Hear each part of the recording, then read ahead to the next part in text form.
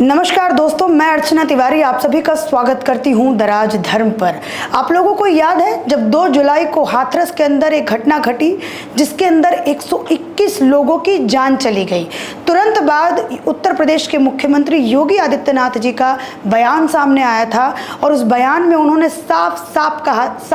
कहा था कि जो भी दोषी हैं उनको कड़े से कड़ा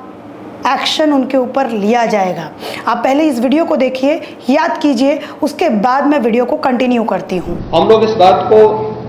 किसी भी प्रकार से डिनाई नहीं कर सकते कि इस प्रकार की घटना केवल एक हादसा नहीं होता है। अगर हादसा भी है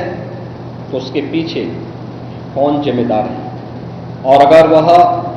घटना घटित हुई है तो इसके पीछे हादसा नहीं तो साजिश किसकी है, कौन इसके पीछे है। इन सभी पहलुओं को लेकर के राज्य सरकार ने तय किया है कि हम इसका एक जुडिशियल इंक्वायरी भी करवाएंगे, और जुडिशियल इंक्वायरी हाईकोर्ट के एक रिटायर्ड जज की अध्यक्षता में होगी, जिसमें प्रशासन और पुलिस के भी रिटायर्ड सीनियर अधिकारियों को रख करके इस पूरी घटना की तह में जाकर के जो भी इसके लिए दोषी होगा उन्हें इसकी सजा देना, और इस प्रकार की घटना की पुनरावृत्ति न हो, इनके बारे में एक सुझाव और एक एसओपी उनके माध्यम से बनाई जा सके।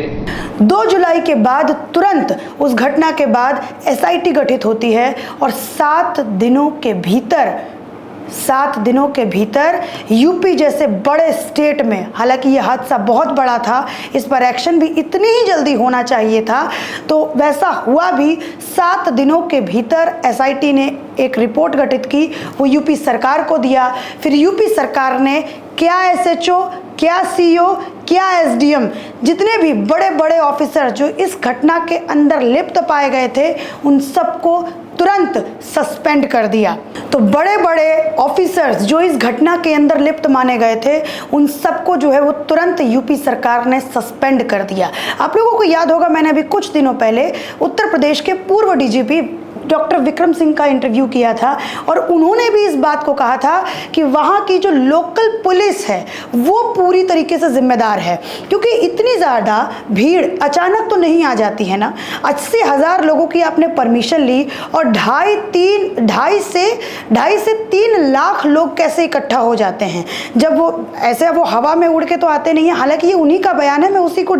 कोट कर रही हूँ। विक्रम सिंह ने कहा था कि इतने सारे लोग अचानक से नहीं आ जाते हैं, किसी वाहन से आते हैं, किसी गाड़ी से आते हैं, आपको वो ट्रैक करना चाहिए था। और इतना बड़ा अगर कहीं पे आयोजन हो रहा है तो लोकल पुलिस को चौकन्ना रहना चाहिए था। ये डॉक्टर विक्रम सिंह ने कहा था, जो खुद उत्तर प्रदेश के पूर्व डीजीपी रह चुके हैं। तो वैसा ही हमने तुरंत एक्शन देखा कि यूपी में कैसे 6 अफसर्स को जो है वो सस्पेंड कर दिया गया है। जी, ये बात तो माननी पड़ेगी कि भैया यूपी में लॉ एंड ऑर्डर पे तो सवाल जो लोग खड़ा करते हैं, यूपी के अंदर जो लॉ एंड ऑर्डर की बात करते हैं, उनको एक करारा जवाब मिला है और ऐसा ही होना भी चाहिए। शायद आज जिनके घर वाले उस घटना में जिनकी मौत हो गई, जिनके घर वालों की उस घटना में मौत हो गई, आज उनको थोड़ा सुकून मिल रहा होगा कि चलो कुछ कार्रवाई तो हो रही है। वरना मैंने ऐसे कई सारे टीवी जर्नलिस्ट को भी देखा जो इस बात को कह रहे थे कि भैया ऐसी घटनाएं घट जाती हैं,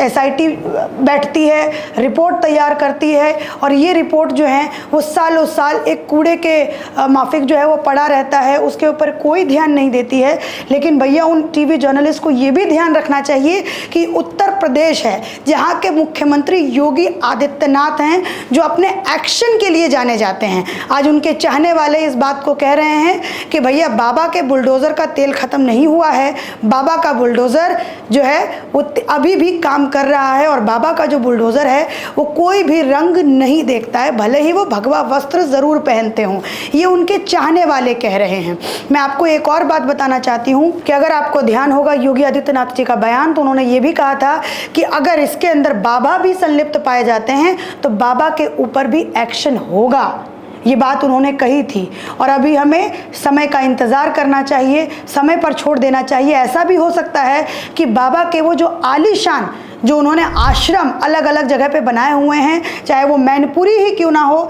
जहाँ से सांसद है डिम्पल यादव, चाहे वो अखिलेश यादव ही क्यों ना हो जिन्होंने एक शब्द भी नहीं कहा था बाबा के ऊपर, एक बयान भी नहीं दिया था। लेकिन वहीं हमें दूसरी तरफ मायावती की भी तारीफ करनी चाहिए, जहाँ पे मायावती ने बाबा के ऊपर तुरंत सवाल उठाया बिना अपना किसी वोट बैंक की चिंता किए बिना। उन्होंने तुरंत कहा कि भैया बाबा जैसे आडंबर वाले लोगों को जो है अपना परमात्मा या फिर अपना आइडल नहीं मानना चाहिए। तो हर जगह का जो उनका आश्रम है उसके ऊपर भी बुलडोजर चल सकता है। तो यूपी के अंदर ताबड़तोड़ एक्शन जो है वो हाथरस घटना के बाद हम सबको देखने को मिल रहा है। अभी आगे आगे देखिए, अभी बहुत कुछ जो है वो यूपी के अंदर होने वाला है, लेकिन इतनी जल्दी रिपोर्ट आकर के उसके ऊपर कार्रवाई है, ये मैं पहला केस देख रही हूँ। चलिए भैया, ये तो बात हो गई कि एक्शन क्या हुआ हाथरस घटना के बाद। जो घायल थे उनकी भी सुचारू रूप से उनका इलाज हो रहा है, जिनकी मृत्यु हो गई है उनको भी मुआवजा देने की बात जो है वो सरकार कर रही है। लेकिन अब सवाल उठेगा उन राजनेताओं के ऊपर जिन्होंने इस घटना की आड़ में राजनीतिक रोटियां सेकने का पूरा प्रयास किया, फिर चाहे उसमें अखिलेश भैया क्यों ना हो, फिर चाहे उसमें राहुल भैया क्यों ना हो। राहुल जी वहां पर गए थे हाथरस में, और वहां पर अलीगढ़ में, सॉरी हाथरस नहीं, अलीगढ़ में गए थे और वहां पे वो घायलों के परिवार से मिले थे, जिनकी मृत्यु हो गई थी उनके परिवार से मिले थे। सिर्फ वहां पर जाकर के उन्होंने अपनी मौजूदगी दर्ज कराई और इस बात को कहा कि यूपी सरकार को दिल खोल करके मुआवजा देना चाहिए, लेकिन बाबा के ऊपर एक भी सवाल नहीं उठाया। और फिर अखिलेश भैया पे भी सवाल उठता है कि आप इतने बड़े राज्य में आपने 37 सांसद जीते हैं इस बार 2024 के इलेक्शन में, आपका कर्तव्य बनता था, आपके इलाके के ये बाबा हैं, मैनपुरी में इनका मेन आश्रम जो है वो मैनपुरी के अंदर है, आपके कई सारे कनेक्शन इनके साथ पाए जाते हैं, लेकिन आपका एक भी बात जो है वो इनके खिलाफ निकल करके नहीं आती है। इनकी जो सभा में जाते हैं वो आपके ही पीडीए के लोग हैं, जो दलित हैं, जो आदिवासी हैं, वो लोग इनकी सभा में जाते हैं। आप लोग आप उनका अगर कंसर्न करते तो बाबा के ऊपर ज़रूर कोई ना कोई सवाल उठाते। लेकिन देखना ये भी अपने आप में दिलचस्प होगा कि क्या बाबा के ऊपर कोई एक्शन लिया जाएगा या फिर बाबा ऐसे ही फरार साबित होगा, या फिर ऐसे ही फरार हमें देखने को मिलेगा। लेकिन अपने आप में ठीक है, तो ये तो बात मैंने राजनीति की कर ली कि कुछ लोगों ने कैसे अपनी राजनीतिक रोटियां इस एक्सीडेंट की आड़ में सेका, जो